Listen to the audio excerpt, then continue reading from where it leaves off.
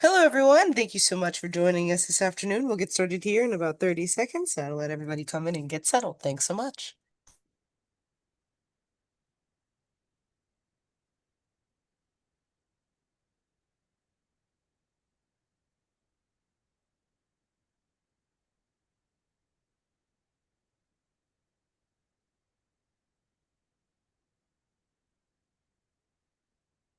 All right, thank you so much, everybody, for joining us today. We're going to go on ahead and get started. Hello, hello, and welcome to today's webinar, the third part in our three-part webinar series, the OETG webinar from student to practitioner, exploring careers in occupational ergonomics. So before we begin, I wanted to offer some brief announcements to let all of our attendees know that this is a Zoom webinar. You will be able to see our panelists, but they cannot see you. If you want to submit any questions during the webinar for our panelists and moderators, please use the Q&A function at the bottom of your screen to submit your questions at any time. Our moderators will be conducting the Q&A at the end of the session, as well as taking questions throughout. So don't delay, get your questions in today. And I also wanted to remind you all that we have real-time captioning available for today's session. In order to use this feature, you just choose the closed caption or live transcript option on your Zoom toolbar. Thanks again for joining us, and I'm going to pass it on to our moderators, Harrison Sims and where are you, Dr. Rachel Hybert? I was like, where'd you go? To get us kicked off. Thanks so much, y'all.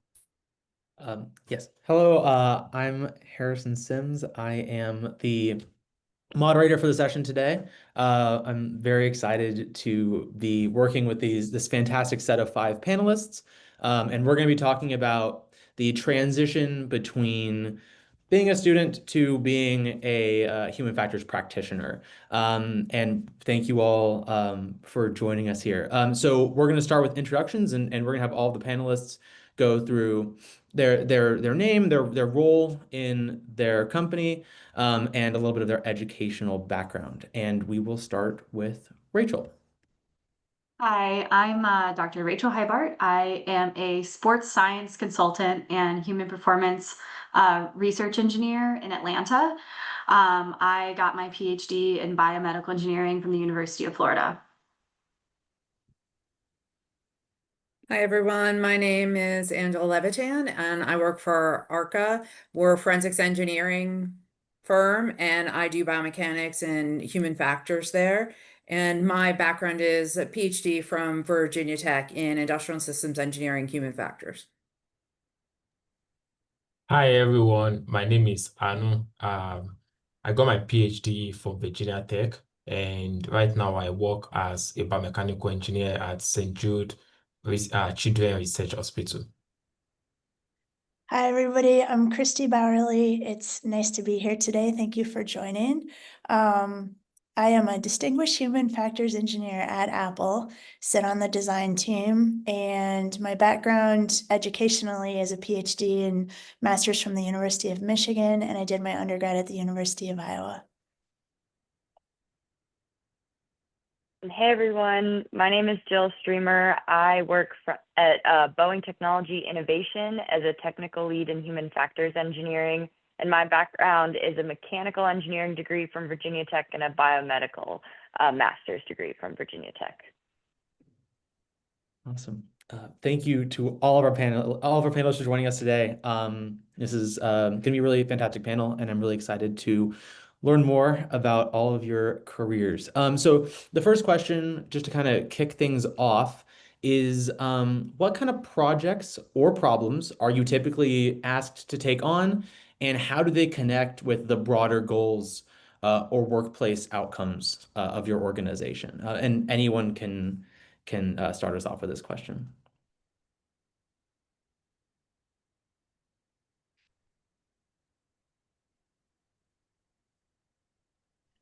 I can go ahead and start. Sorry, Anu, unless you. So I know that I probably have a slightly different background at considering I'm not technically a human factors and ergonomics, but I work with a lot of ergonomists in my company. But a lot of the projects that I'm asked to help with, we also do forensic biomechanics work. But on the sports side, we get asked for help with things like warning labels, whether that comes to you know, an ankle brace or a piece of sports equipment. Like how do you package something like that so that the right people are getting it and the right labels, the right warnings are on there. On the other side, we also work with companies and leagues and teams to help ensure that the players, the equipment and items that the players wear and get works the best for them in the situations that they need. And I would say, you know, as a consultant, all of our workplace goals and outcomes are really based on how happy the client is at the end of the day, no matter what the deliverable is to them. So.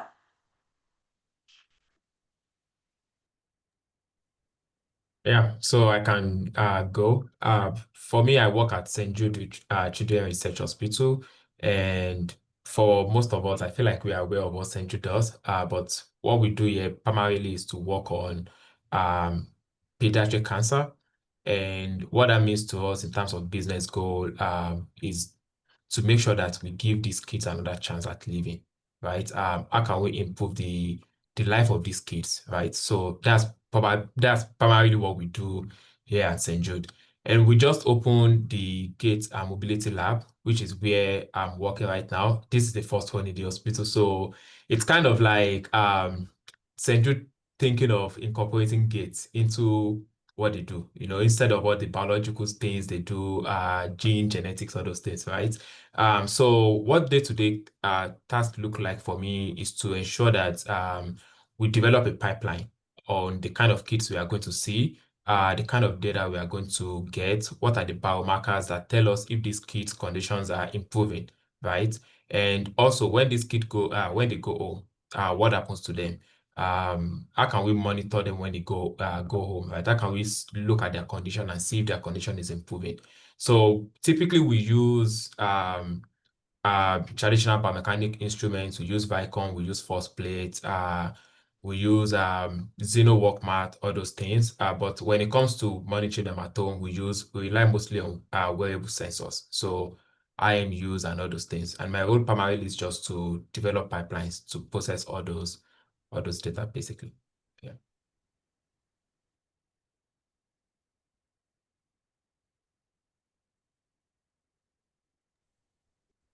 I can go ahead and chime in too. In terms of the work that I focus on, my work's very project-based, and it's kind of twofold. Because I'm in the research and development sector with Boeing, we focus on a lot of future technology and what capabilities are out there and looking at various ways to qualify that internally. And then the second piece is the implementation into factory settings. So trying to assess how different technologies are going to influence our current manufacturing process and redesigning what is currently there to help improve the workflow for the humans.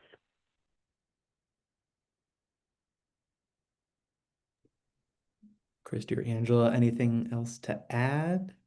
So I'll chime in and just say that, you know, everybody's got jobs that seem to be like helping people, and to a certain extent, I'm not sure that mine really does. From the forensics engineering point of view, you know, it's very reactionary because it's based on somebody's already gotten injured and, they're suing somebody. And so, at that point, the goal is hopefully to put a scientific basis to what actually happened. But of course, some of it is making the client happy, whether it's an insurance adjuster or an attorney for the plaintiff or the defense. We do some consulting engineering, which is rewarding in a different way. So in that case, we're able to consult and help in like redesigning products if need be. Also looking at one project I'm currently working on, we're assessing some of the capabilities that are needed for jobs so they can they can look at making sure that the jobs aren't requiring more than the workers can give because it results in injuries. In the end, it mostly is just making the client happy from the primarily forensics point of view. All right, I'll chime in here briefly. So I mentioned I sit on the design team, and so whatever product or service that goes out from Apple, our human factors team has likely touched, aiming for the holistic product experience to be a healthy one for all of the people who use it. So this can go across hardware and software. It can be very broad. It can go very specific. Awesome. Thank you all for sharing. So now we spoke a little bit about the day-to-day, more, what do you do aspects of your job. I'm also curious about a little bit about the other half, looking more at the stability that you've seen within your own career or other careers within occupational ergonomics. So how stable are these careers? And then what kind of opportunities exist for personal growth and advancement as you move from your early career to your mid-career? Well, I'll go ahead and chime in on that one. I'm actually on my second career. I was a researcher before I went over to ARCA. So in at least where I am in forensics engineering, like we're working on different cases. So it's it's very stable because unfortunately we're a very litigious country. So I don't think that's going anywhere anytime soon. As far as moving and promoting, I mean, there may be some managerial aspects to it, but other than that, is what I see is it's pretty flat. If you're an expert, you're an expert, and you could be a better expert and you could be more well known, or you could have more clients who ask for you. But as far as advancement, I'm not sure that there's much more beyond that. It's just getting more experienced. I'll contrast that and say that entry level at Apple, you're at a particular level, perhaps based on prior experience and degrees or what you've accomplished in school. And then the growth comes from climbing that ladder, so to speak, as an individual contributor. Now, what's unique in my situation is I've done that continuing to be an individual contributor. So I get to continue doing my work, my research, just as Angela mentioned, but have grown into a pretty senior role on that track. Others who have aptitude for management and interest, they'll jump over to a management track. So certainly if that's something that you're interested in, that's an opportunity that likely won't surface until you've had a bit of experience at Apple or at another company. You could come in to be a manager. One quick note, of course, the advancement has to do with your experience, quality of work, the connections you make, the impact you have. So you're never guaranteed to like advance up that ladder, but you kind of prove yourself through the work that you do. Thanks. To piggyback on that answer, it works very similarly at Boeing. You come in as an individual contributor. The first part of that question was how stable are careers in occupational ergonomics. In manufacturing, Liberty Mutual posts about it. There are workplace injuries that cost billions of dollars annually. So I'd say there's always a need to improve occupational ergonomics. And then in terms of personal growth and advancement, very similar to that individual contributor growth path that Christy was explaining. Boeing also has a technical fellowship program that's very enlightening and gives you the opportunity to connect and network with other fellows throughout the company and to continue to grow your expertise through various projects. And so you start out as an associate, become a tech fellow, and you can get more senior and so on and so forth at the company, which is great, especially coming in as an early career individual, to be able to learn and to find a mentor in the fellowship to grow from and help gain that experience? Yeah, for me, the job is pretty stable. It's not usual for us to always see kids that have gait issues, especially after going through all the treatment that they have to go through. And aside that, St. Jude is branching towards neuro kids with neuro issues. So we start seeing people that have what we call CMT, Chiari-Mari tooth disease. So yeah, so we keep branching out, and the job is fairly stable. So in terms of advancement, here the sky is the limit. You can go as high as you want, and if you are bored of the area you are working on, they kind of support you to move laterally within the institution. The other part here that I think is really cool is that they kind of like incorporate research. So let's say you are bored doing something routine, you can move into a role that has more research demand. So yeah. I guess a different. When I first started, I wasn't a consultant. I was just a research engineer, and so I had this kind of weird track of I started just in a lab, and then they quickly realized that they needed more help in the consulting side of things than they did the lab side at that moment in time. And so I ended up kind of getting pulled over to the consultancy side. I feel like in a lot of careers, you know, you end up going into a management track, you know, like has been mentioned, if, you know, as you move up. And I think sometimes in consulting, it's because every consultant kind of manages their own workload. It's less of a management role as like a business development. You know, if you can bring new clients in for consultants, then that's how the opportunities you have to move up, in my company at least. And so that's a lot of what I'm seeing is once you have, you know, gotten better with your network and who you know, the more you grow that, the more likely you are to move up into kind of a higher position because you're able to bring in those new business connections.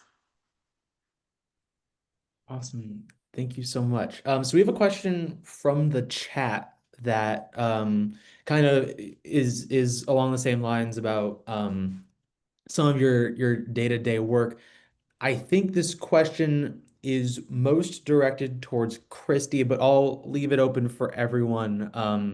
The question is talking a little bit about how you play your role as a human factors engineer in the product design process.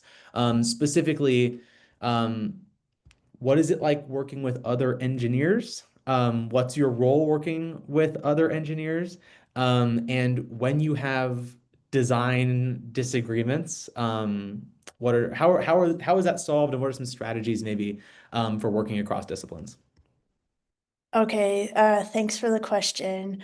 What I would say about it is that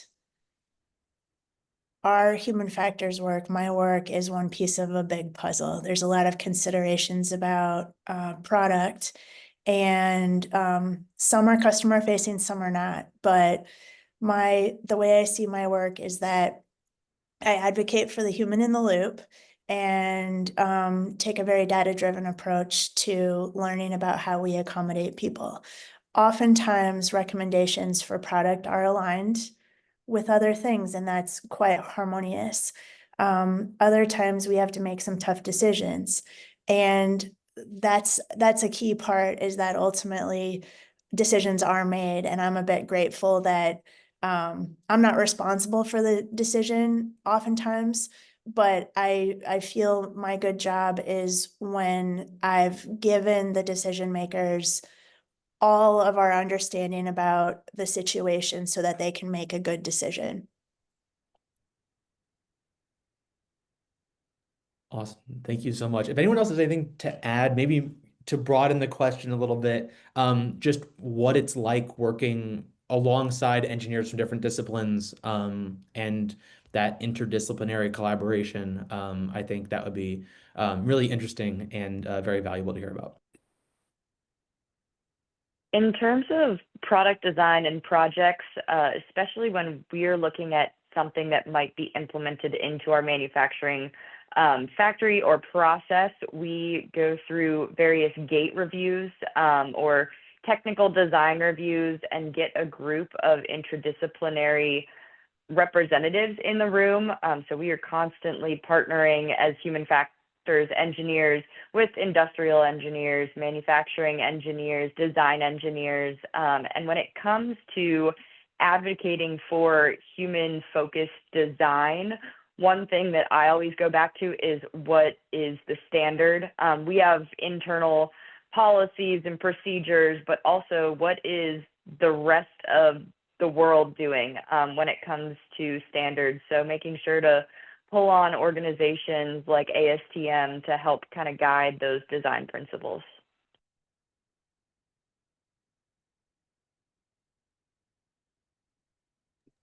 I I I think a really important part about working with other engineers or other people in general is knowing, your strengths and weaknesses and the strengths and weaknesses of the people you work with. So, I've had projects that had a structural aspect to them, and I'm not a structural engineer, and being able to, put down my ego for a second and be like, I can't answer this question. I need somebody who is an expert in this to come in and answer that question for me, and we can work together so that, the answer that they're giving is in line with the client that I know better. But really being able to, take a step back and recognize when, the answer that you're going to give, that you can give, isn't in the best, isn't the best answer that anybody could give.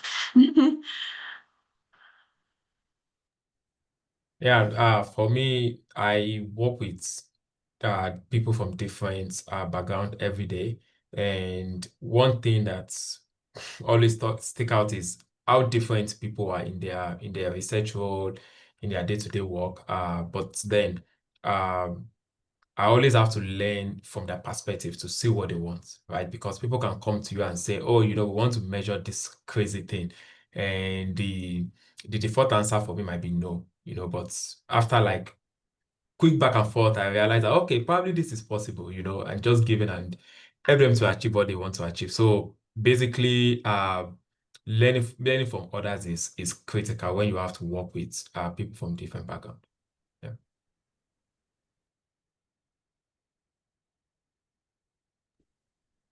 Awesome.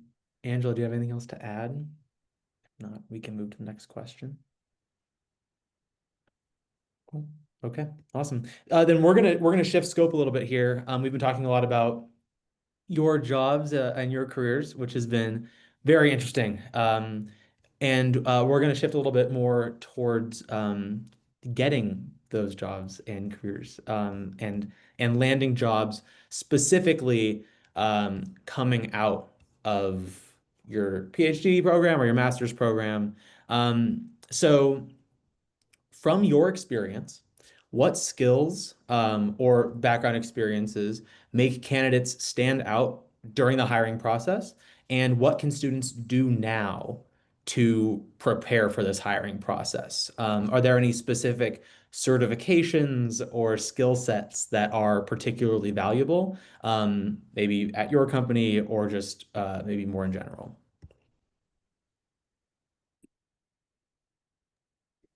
I'll start since I didn't have anything to add to the last question.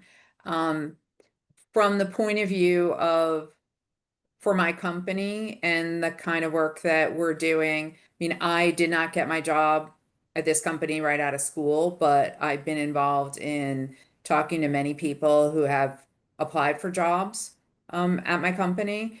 And given the aspect of the job and the forensics engineering and the ability to present yourself well, not just technically. That's very important because when you're coming out of school, you obviously have concentrated on, one or two specific areas for the research that you've done. So when you're going to go into the workforce, obviously there are many different topics you may have to learn about technically, but you're always going to be you and you're always going to have to present yourself well. So I would definitely say work on whatever needs to be practicing by going to conferences, getting involved in groups. So when you do go out there to interview, particularly if you're interviewing in a job where you have to be able to interact with, like in my case, attorneys and adjusters and the public when I go out on inspections or being in court, that you're confident but not cocky, and also that you can present well and clearly. That's really important. At least we find that when we're interviewing people.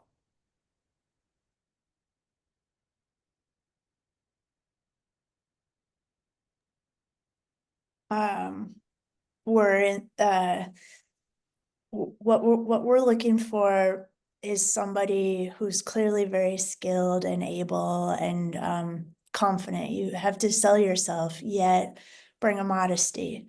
It's really important for you to admit when you don't know something, when you've made a mistake, and also show that you're truly a team player. I know in school there's a lot of team projects and things like that, but at least at a big company like Apple, you're an expert in something and you're surrounded by experts in other things. So to be aware of where you can best contribute and pull in others to partner with you is really important. And then from a logistical perspective, I'll say that for us, it's not a stack of journal articles or conference proceedings that you put in front of us to get somebody's attention. Now, I would love to look at those, but nowadays it's really important to put some visuals to it. And the way I think of it is, as an engineer, I wasn't necessarily trained for that, but along the way, take screenshots, capture projects that you've done, things that you're interested in. And in a way, I think we'll call it a portfolio. So what would your portfolio contain that would tell us about who you are, what your experience is, what your interests are, and what your skill sets are?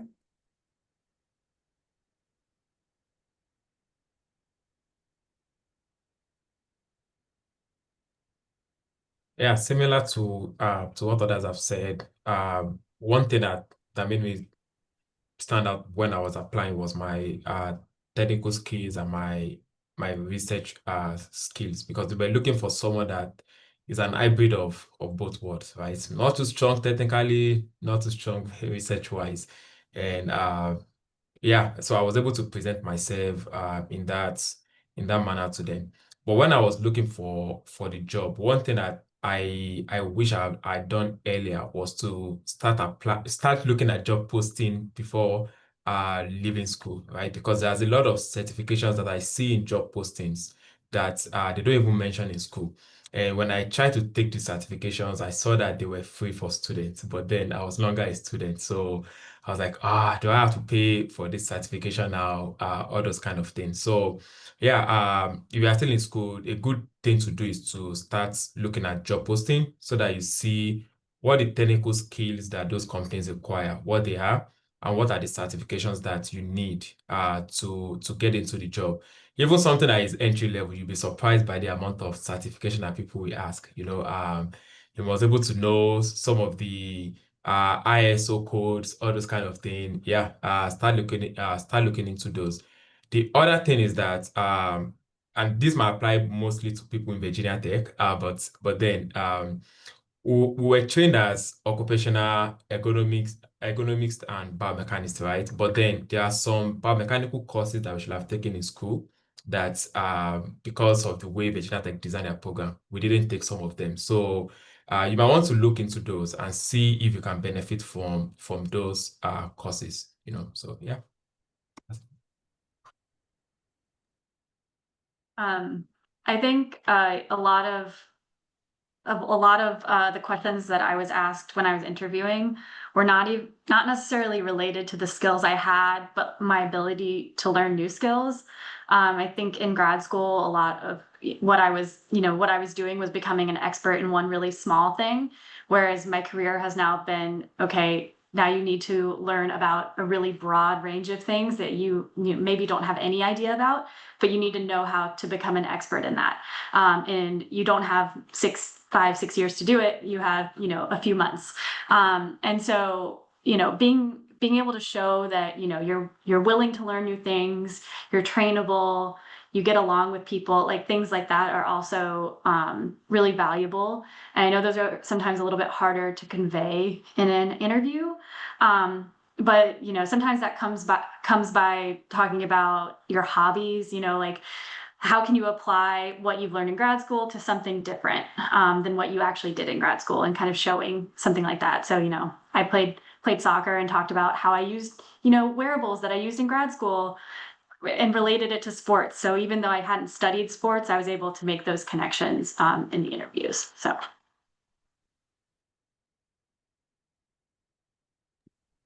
One And thing I I'll can go add, ahead and chime in. Go ahead, Christy, if you want to comment off a, of that. a quick one, thank you.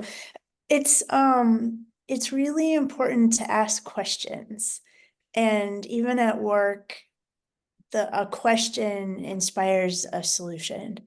And so, then you also hear that funny saying, though, now that I'm on the other side of interviewing people, I think it's absolutely true that you are also interviewing them. So while I think it's important to show that you're flexible, agile, and all of those things, I think it's really important for you to demonstrate what you need as well. So at any rate, we'll have people work through projects with us, and it's really fun. I like to say that my important metric is that I want to keep working with the person after that exercise. And so hopefully you all feel the same on the interviewee side of that as well. All right. Thanks, Jill. That's funny that you say that, because that was exactly where I was going to go. Remembering in interviews that you are also interviewing that company as opposed to them interviewing you. You want to make sure that it's a good fit. I'd say exactly what Christy just mentioned, like how you work with a person. I can see technical expertise on a resume very easily, especially based off of what you have accomplished in school, what you've earned your degree in, especially in the ergonomics realm. It's very people facing. And so I think in addition to the problem solving and the technical skills, we value what those people skills are too, and some of those soft skills that come out more in an interview. And show more when you are able to ask intentional questions, especially when you get to the end of an interview and typically you're asked, like, is there anything you want to know? Making sure you come prepared with a question or two, even if it's just about a personal experience for the interviewer's point of view, just to help you learn if the company's a good fit for you too. Awesome. No, I think it's all really fantastic advice. And it seems that one of the overarching themes is applicants need to be pretty good at presenting themselves and their backgrounds. And I'm curious, for someone who maybe has a mostly academic research background, like a lot of PhD students have a lot of this research experience, maybe not a whole lot of industry experience. How can they best frame their research background as being attractive for an industry recruiter? So for that one, I think the best way to do it is to think of your research work as a project, right? So the research work that you've done, there's a reason why it was done, and there is something you aim to achieve, right? So instead of listing them on your resume or your CV as, oh, I completed this work, right? I think you should highlight some key things that you achieve in those work, the kind of technical skills that you gain from that work. Probably you learn how to use new sensors during that time. You can say, oh, I use these sensors to do this, and it led to this, and then you can kind of like frame the outcome of the research, in a different way. So instead of saying, we found out that 60% of exoskeleton reduce 60% of muscle strain. You can say it in a different way, like, oh, I did this project and then I was able to help workers reduce 60% of injuries on this particular body part. You can try to frame it around in a more in a goal-oriented way. I think that is one thing I did on my resume. When I changed to that strategy when I was applying, I got more callbacks, right? Than when I just listed, oh, I did this project and we did this. I think industry people really want to see something that fit business goals, right? So yeah, that would be something that people can do.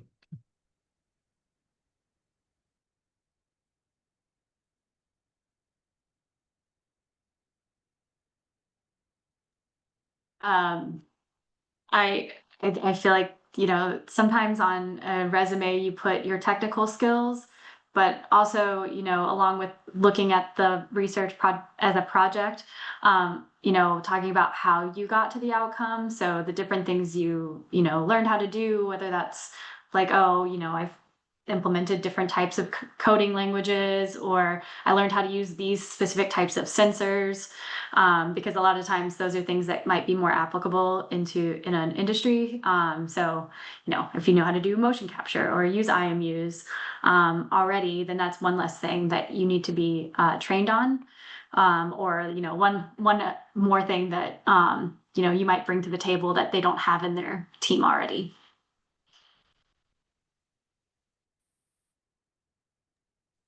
Well, one thing I would also say is it's really going to depend on what kind of job you're looking at. From the perspective of the primary work I'm doing, I don't want to downplay how important technical skills are, but it really is a lot about your skills as, are you a good time manager? Do you have organizational skills?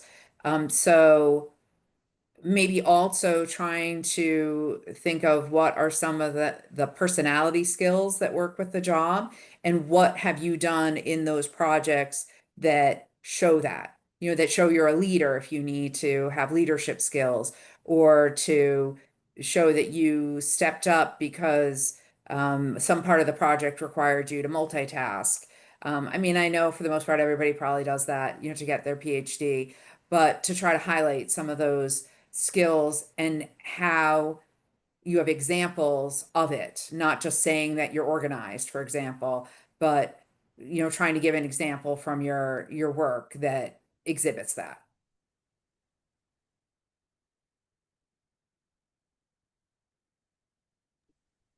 Awesome. Christy or Jill, anything else to add? Okay, cool.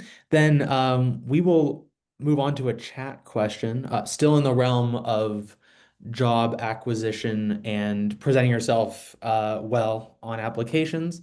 Do you have any advice on how to go about gaining practical work experience or connections that would set someone up to land a human factors role? And specifically, the person in the chat is coming from abroad. So in general, how would one be able to find those roles and then and make those connections, especially if they're coming from maybe outside the country?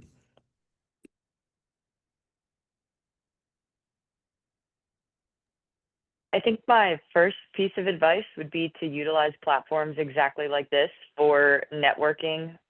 Your network is really going to help you, whether it's just a conversation that you had at a conference with someone one time and then 20 years later find out that, oh, look, they're still in my circle or in my sphere. And the other piece, especially while still at the university, is to utilize all of the university platforms that they offer, like career fairs or student memberships to, say, HFES, for example, to really capitalize on those opportunities to continue to make those networking connections.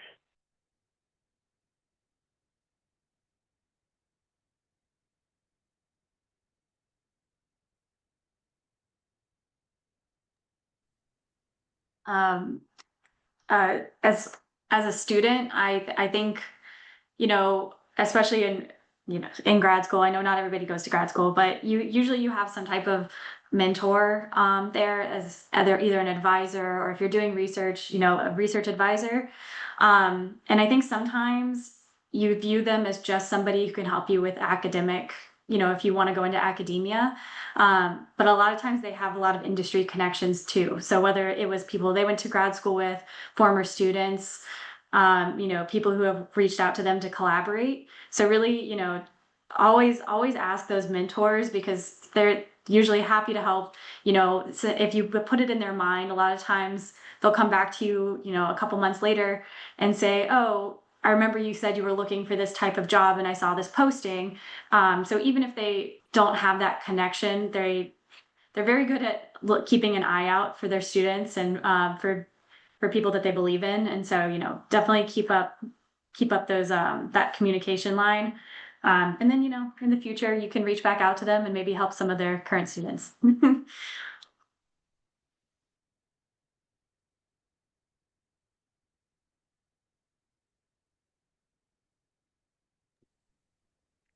Does anyone else have anything else to add? I would just say, as much as you're able to get to, just echoing, as much as you're able to get to a conference like Aspire or others where you can make those face-to-face connections, have chats, learn about what somebody's doing, tell them that you're interested, then you have a business card or a direct contact that is always helpful.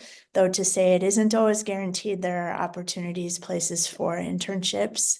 I think it still goes a long way to have those connections. One connection leads to another.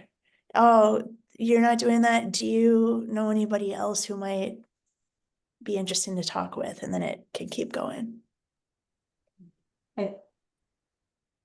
So I'll add to that I mean, I don't know how much it works at the level of grad students or not, just because I was a grad student a long time ago, but the connections and participating in things like LinkedIn, you know, that's a way to, if you actually participate in it. Somebody told me it's not enough to just sit there and maybe look at posts and like something once in a while, which is about all I do. But if you get involved in conversations and you have people see that you have something valuable to say and make connections that way, it's almost like branding yourself. And you can have people see that they see your name, they see that you have valuable things to say, and then if something comes up, you're not as much of a stranger. So that would just be one idea that I would throw out there that works wherever you are.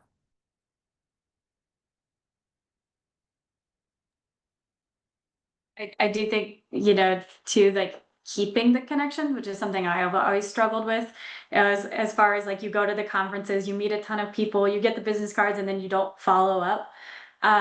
Trying to maintain those connections, you know, even if it's just sending a LinkedIn message or commenting on their post, like, oh, it's great to see you, or if the next post that they make, making sure that you really try to maintain it, because yeah, meeting somebody one time is good, but you know, when it comes down the line, if they know a little bit more about you than just where you went to school, then it will benefit you more.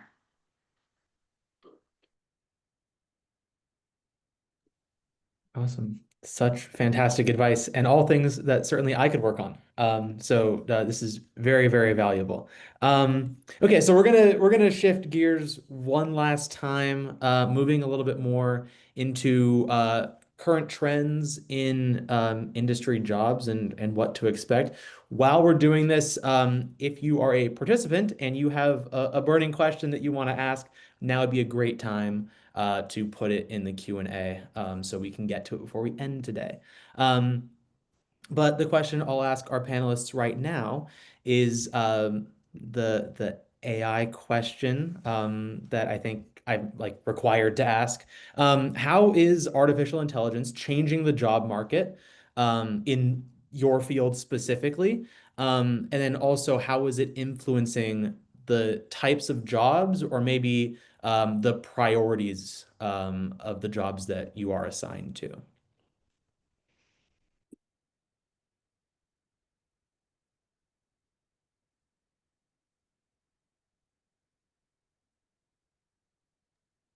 Um, I think, right now personally, I haven't seen it affect the types of jobs I'm getting asked to do, because so many of them are still related to how a human interacts with something, and that's something that's sometimes hard for for AI to, unless you have a lot of data that you can put into it about your specific problem, it's not going to be able to give you a solution for this one very specific item. But I think in my job though, my company specifically is trying to find ways to make our lives, easier, like the day-to-day lives. I have to put in a lot of expense reports. How can AI help me not have to copy everything from a receipt and put it into my computer? Can I just take a picture of it and it figure that out? It feels like something that, should be a little bit easier than it is sometimes. And items like that, which I think is, something that's nice is if it can make your life easier, then it's good to use. I tend to avoid relying on it for things because, you kind of lose some of your what makes you an expert in what you're doing. If you're just feeding the question in and trying to get an answer out.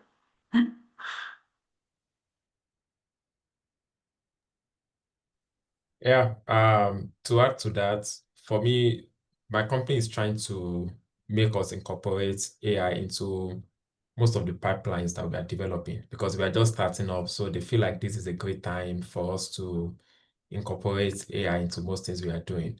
And also because we are thinking of doing a long-term study where we send sensors to the kids and then we get a lot of data, right? And it's going to be very, very stressful looking through that data set. So they are thinking if you can use AI, you can incorporate AI to automatically go through those data and do it pretty fast than what it will take us. So that's about it. That's about how AI is being used, at least in the setting where I am right now.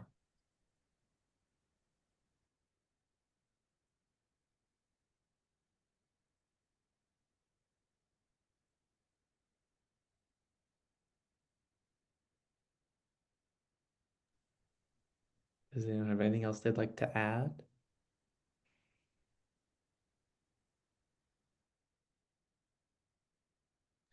Awesome. That's great. So we do have a question in the chat, and I don't know how well our panelists are gonna be able to answer it, but I'll put it out there. Maybe someone knows someone at their company who's done something like this. But transitioning the questions about transitioning from academia to industry. What advice do you have for someone who is in academia now, who wants to transition to industry, and maybe find a job there? Someone who is not necessarily a student, but someone who is a professor who is taking, making the transition, moving to an industry job. I think I fit very well into that because I did a fellowship at University of Buffalo for about 1.5 years, and then I moved from Buffalo for my research position in the university to St. Jude now. One thing I can tell you is that it's not really easy because the kind of thing you do in academia and the kind of thing you do in industry, they are completely different, and your brain is required to be wired differently. So a good example is that in academia, we use the word we a lot, right? Yeah, you don't say I, but in industry, you have to own it. You have to say I did this, I did that, that kind of thing. And I struggle with that a lot, During my interviews, I'll be talking about the project and I will say we. And the next question is, so what did you do? And I will be like, oh, basically I did all this part. Like, okay, you have to say I, not we. So it's not easy, but the interesting thing is that it's doable. If you put your mind to it, at the end of the day, it's achievable. And the biggest advice is what I said earlier, along the lines of you need to revamp your CV or your resume. Go from the traditional CV, academia CV, where you just list a project and then you talk about a bunch of things that goes into a paper. People in industry, they care more about how does that fit their business goal. So if you are applying to company A, you need to tailor that to match the goal of company A, right? If you're applying to company B, you have to switch it around basically. I applied to a couple of accidents and construction roles, and I always have to switch the way I word my projects to fit what they do. It's not like I lack the technical expertise. I have the technical expertise, but the way I word it is just something like I got from the paper I've submitted. So I have to like revamp them to fit that. So basically, you just have to make sure that you know what the business goal of the company is and see how you can tailor yourself to fit that company. And then last thing is that you need to use your connections very well because they can give you an idea of what the business goal of the company is and how you can better tailor yourself to fit that company. Yeah. I'll just say, based on experience of people interviewing at Apple and friends and family that have interviewed elsewhere who are in this field, I'll just suggest that every situation is different, but I do think there are some companies that are more inclined to hire people right out of academia and others to say, go get some experience and then come back. Now, that can happen. That can be a trend company-wide. That can also be a trend based on one hiring manager. So please don't take it personally. And then I think given that you may receive some messages saying, go get some experience and come back, you will find somewhere to get some experience. But I echo the previous sentiment, that is just to say, show yourself with the strengths you have and demonstrate somehow how you can really apply them, how you can understand. And I have a whole little talk on what it means that to say someone just gets it, but try your best to put yourself in the shoes of somebody working in that role. And like I said earlier, ask questions, and those kind of questions that come off as you already being in the trenches with them, making some assumptions that you say, well, I'm assuming here blank, blank, blank, to illustrate how you can define a problem, pose a research question in an industry environment about a product, about a process, whatever it is that you'd be going into work on.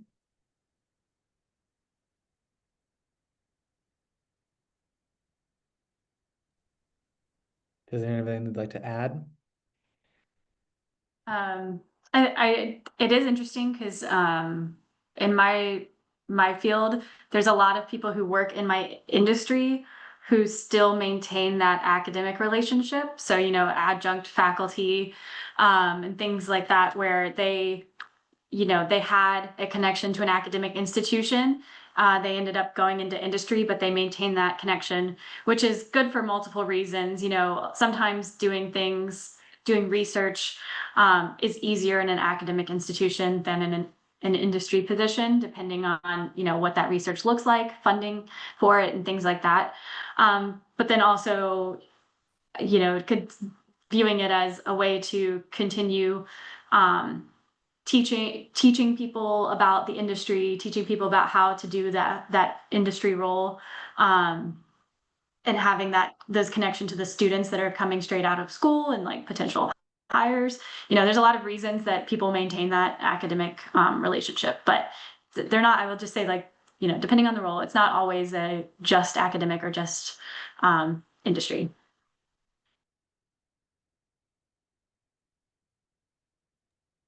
Awesome. Okay. Thank you so much. For the person who asked that, if you want a few more perspectives on that question, I would encourage you to watch the first webinar in this webinar series. It is a small focus of that webinar is comparing the experiences of folks in academia and industry, and then making the transition between the two. So I'd absolutely encourage you to watch that. I think you might get a couple other perspectives to add to the fantastic perspective we just had here. So we have 5 minutes left. We're wrapping up. I want to pose a quick question to everyone in the panel.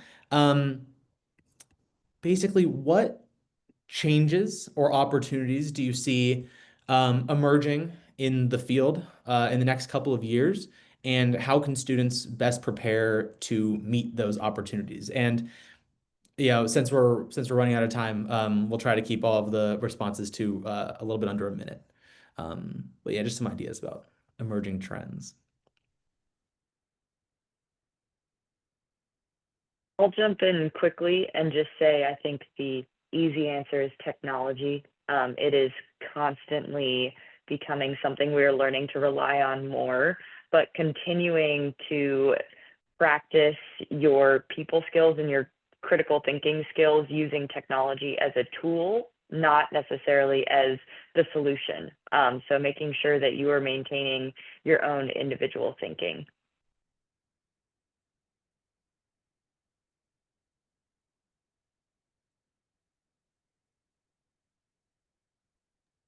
Yeah, I share the same sentiments.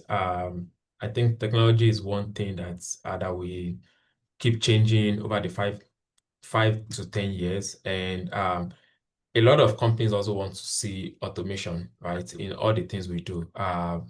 We did a presentation when we opened the Gate Lab, and the PI was like, "You must mention AI." Yeah, so that's one thing everybody wants to see. Even if you're not using AI, they want you to say you are using AI. So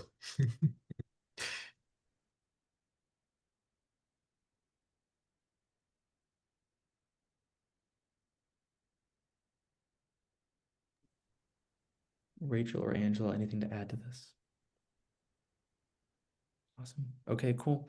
Then I think we'll wrap up the panel here. Thank you so much to all of our panelists for joining us today. We couldn't put on events like this without all of your participation. So thank you so much. We really appreciate all of your insights and taking time out of your afternoon to join us here. And thank you to everyone who joined, all of the attendees. We hope you got something out of this and learned something new today. I know I certainly did. But yes, thank you to everyone, and I hope you have a fantastic weekend. thank you.